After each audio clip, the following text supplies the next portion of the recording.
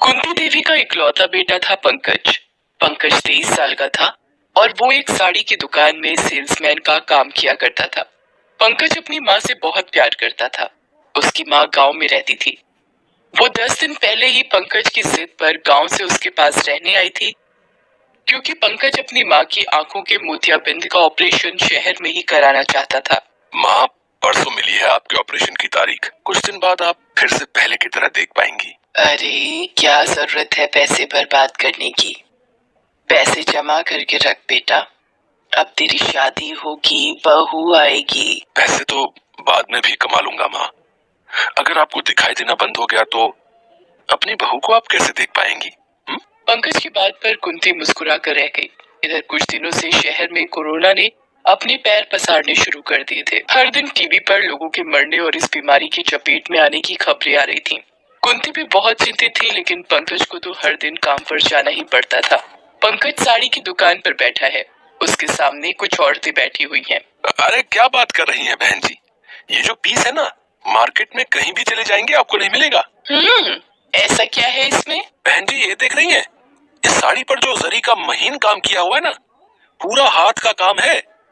Machine का इस्तेमाल इसमें बिल्कुल नहीं होता। एक बार आप इसे पहनेंगी ना तो सबकी नजर आप ही पर होगी। लेकिन दाम तो ठीक ठीक लगाओ। देखिए बहन जी, हम लोग 2 नंबर का काम नहीं करते, इसलिए एक दाम पर ही चीजें बेचते हैं। हाँ, लेकिन एक गारंटी देते हैं हम कि एक बार जो आप हमारे यहाँ से खरीदारी करती हैं तो फिर बार बार आप यहीं आएंगी।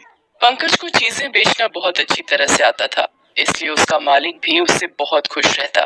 उसी दिन जब सभी लोग लंच कर रहे थे, तभी उन्हें टीवी के माध्यम से ये पता चला कि कोरोना के बढ़ते केस के कारण कल से लॉकडाउन लग जाएगा। उस रात पंकज जब घर पहुंचा तो उसकी तबीयत थोड़ी खराब लग रही थी। वो जाकर बिस्तर पर लेट गया। अरे क्या हुआ बेटा, आकर यहाँ लेट गया? आज मैंने तेरी पसंदीदा खीर बनाई है। कुछ खाने की इच्छा नहीं है माँ। बदन बहुत दुख रहा है, लगता है बुखार भी है। देखो तो। कुंती ने पंकज के सिर पर अपना हाथ रखा। सच में उसे बहुत तेज बुखार था। बुखार की कोई दवा है क्या बेटे? तुम्हें तो तेज बुखार है। अरे माँ, थी तो दवा, लेकिन पिछली बार ही खत्म हो गई थी। देखो ना, मैं लाना भी भूल गया। कोई बात नहीं, मैं कपड़े की पट्टी लगा देती हूँ, बुखार उतर जाएगा। कुंती ने पंकज के सिर पर कपड़े की गीली पट्टी देना शुरू किया। थोड़ी देर में उसे नींद आ गई। रात भर पंकज ठीक से सोया, लेकिन सुबह जब उसकी नींद खुली तो वो जोर जोर से खांस रहा था। तुम्हें तो बहुत खांसी हो रही है बेटा, रुको गर्म पानी देती हूँ मैं तुझे। कुंती जब तक गर्म पानी लेकर आती, उसने देखा कि पंकज की तबीयत और खराब हो रही है।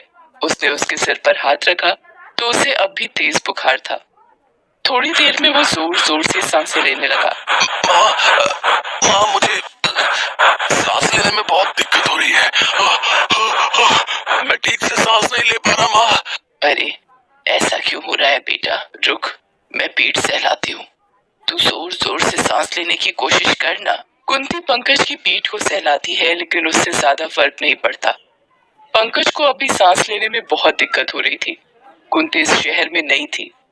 उसे समझ नहीं आ रहा था कि वो किससे मदद मांगे। पंकज की आंखें बार बार बंद हो रही थीं। सब ठीक हो जाएगा बेटा, क्यों आंखें बंद कर रहे हो? माँ है ना पास में, मैं तुम्हें अस्पताल ले चलती हूँ। कुंती किसी तरह अपने बेटे को संभालती बाहर आई। लॉकडाउन के कारण सड़कें लगभग सुनसान थीं। उसे समझ नहीं आ रहा था कि आखिर वो अपने बेटे को अस्पताल कैसे ले जाएगी। तभी उसे एक गाड़ी आती हुई दिखाई दी। उसने हाथ के इशारे से उसे रोकने की कोशिश की, लेकिन वो आगे निकल गई। अरे कोई मदद करो, भगवान के लिए रुक जाओ, एक माँ को ऐसी हालत में मत छोड़ो। देखो ना, मेरे बेटे की हालत बिल्कुल ठीक नहीं है। कुंती आधे घंटे तक हर आने जाने वाली गाड़ी से मदद की गुहार करती रही, लेकिन कोई भी उसकी मदद को नहीं रुका। तभी उनकी नजर दूर एक खाली रेहड़ी पर गई, जिस पर छोले चावल लिखा हुआ था और सड़क से दूर किनारे पर लगा हुआ था। वो रेहड़ी शायद किसी छोले चावल वाले की होगी जो लॉकडाउन के कारण पड़ी थी। कुंती वो रेहड़ी ले आई, उस पर पंकज को किसी तरह चढ़ाया और उसे ठेलती हुई अस्पताल की ओर चल पड़ी। न जाने उन बूढ़ी हड्डियों में इतनी ताकत कहां से आ गई। लेकिन वो कहते हैं ना कि माँ के सामने जब उसका बच्चा परेशान हाल हो तो माँ उसके लिए मौत तक से लड़ सकती है। हाफते हाफते वो अस्पताल पहुंची। वहाँ पहले ही अफरा तफरी मची हुई थी। कोई इधर रो रहा था, कोई उधर। कोई इधर परेशान था तो कोई उधर, क्योंकि कोरोना ने शहर में तबाही मचा रखी थी। कुंती की नजर एक वार्ड बॉय पर गई। अरे बेटा, कोई मुझे बता दो डॉक्टर कहाँ मिलेंगे, मेरा बेटा बहुत बीमार है। अरे रे रे रे, अरे आप यहाँ कैसे घुसी चली आ रही हैं? देख नहीं रही यहाँ पर पहले से कितने रोगी हैं? माफ करना बेटा, लेकिन मेरे बेटे की हालत बहुत खराब है। यहाँ सबकी हालत खराब है, चुपचाप खड़े रहो यहाँ पर। जब तुम्हारी बारी आएगी तो आना, ठीक है? उधर पंकज की हालत और भी खराब होती जा रही थी। जैसे बिना पानी के मछली तड़पती है, पंकज भी वैसे ही तड़प रहा था। कुंती का सब्र भी अब जवाब दे रहा था। उसने वार्ड बॉय के पैर पकड़ लिए और कहा कि मेरे बेटे को अस्पताल में भर्ती कर लो, वो बहुत बुरी स्थिति में है। अरे अम्मा, तुम समझती क्यों नहीं? यार डॉक्टर भी आ गए। उन्हें सारी बातों का पता लगा तो पंकज का इलाज तुरंत शुरू हुआ। ऑक्सीजन का सपोर्ट उसे दिया गया। 24 घंटे बाद उसकी हालत में सुधार होने लगा। 7 दिन बाद उसे अस्पताल से छुट्टी मिल गई। एक गरीब माँ ने एक ऐसी लड़ाई लड़ी जो किसी इंसान के खिलाफ नहीं, एक वायरस के खिलाफ थी। लेकिन माँ की दुआओं की शक्ति के आगे शायद वो वायरस हार गया। लेकिन हर एक इंसान